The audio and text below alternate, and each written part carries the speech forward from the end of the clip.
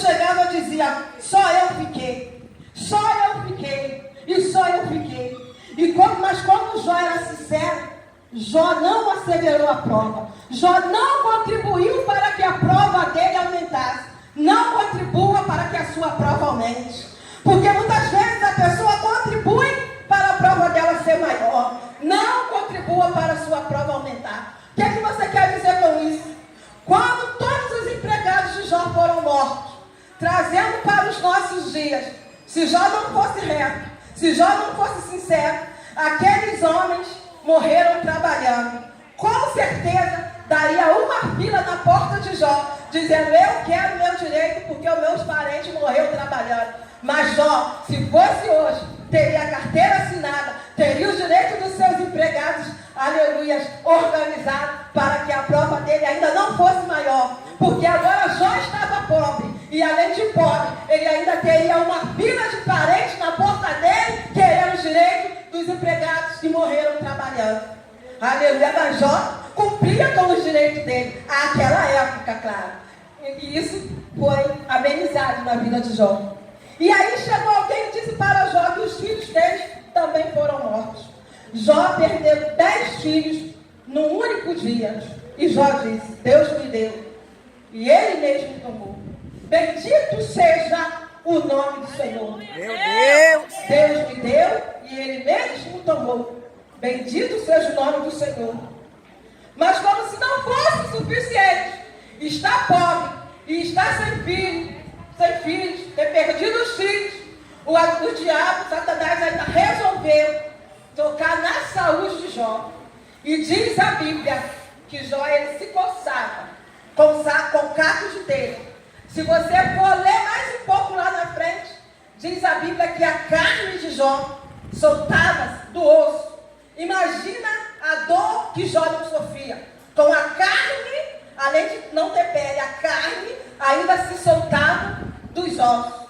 E quando a mulher de Jó, ela vê que Jó já está nesse estado, devido a tantas coisas que estavam acontecendo na vida de Jó, presta atenção, essa mulher cuidava de um homem que já estava pobre. E quando Jó ficou pobre, consequentemente, a mulher de Jó também ficou pobre. E quando Jó perde os 10 filhos, consequentemente, é uma mulher que também perdeu os 10 filhos. E quando você cuida de alguém doente, no começo, tem muita gente para te ajudar, gente. Mas quando o tempo vai passando, as pessoas vão já se afastando. Quem já cuidou de uma pessoa doente aqui sabe. E você acaba, no meio dessa história, ficando sem ninguém para te ajudar. E aquela mulher, observando a situação daquele marido, perdendo 10 filhos, perdendo tudo, aquela mulher emocionalmente abalada, com o seu coração apertado talvez, com a dor que ela sentia na alma, com a dor que ela sentia de ver um cenário de riqueza todo destruído. Talvez ela usasse uma bolsa de marcas, talvez ela usasse um sapato de marca. Aquela época, é claro, aleluia, só estou fazendo uma comparação para você entender que se fosse hoje, talvez ela fosse a mulher mais rica do lugar, mais bonita do lugar, mais cheirosa do lugar. Agora era uma mulher que não tinha mais filho, era uma mulher que estava vendo seu marido definhando aos poucos. Então aquela mulher, com o seu emocional sofrido, ela olha para o marido e diz, tu ainda retens a tua sinceridade, amaldiçoa a Deus e morre. Jó diz, tu fala como uma louca mulher, porque só uma louca já viu tudo que Deus tinha feito e poderia falar daquela maneira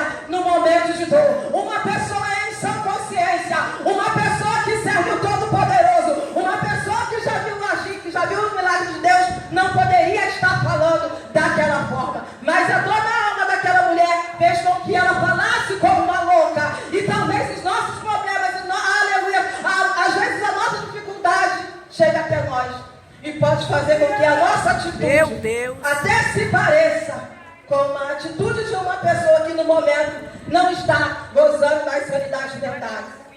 E aí, como se não fosse suficiente, os amigos de Jó, 3 amigos, souberam que Jó estava doente, irmãos. Mas quando aqueles homens sabem que o seu amigo estava doente, eles se reúnem e dizem, vamos lá, vamos visitar Jó. E vai aqueles 3 amigos de Jó fazer uma visita para Jó.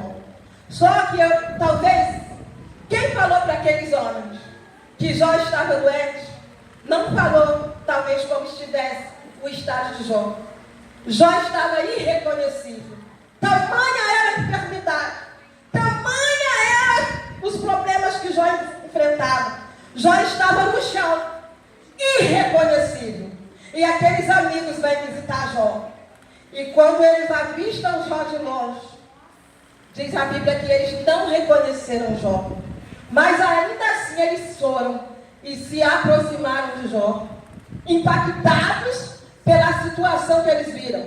Porque o que eles viram era ainda pior do que o que eles ouviram. E eles ficaram mudos. Se sentaram ao lado de Jó e ficaram mudos 7 dias e 7 noites, sem dizer uma palavra. Não estavam preparados. Foram sem estar preparados. Foram sem ter condições para ver, aleluia, aquilo que eles viram. E ali eles ficaram mudos 7 dias e 7 noites. Antes eles continuassem mudos, porque eles resolveram falar. Eles resolveram abrir a boca. Não está entendendo, não fala. Meu Não sabe o Deus! que está acontecendo no ouvido. Meu Deus! Não sabe o que está se passando, não fala nada.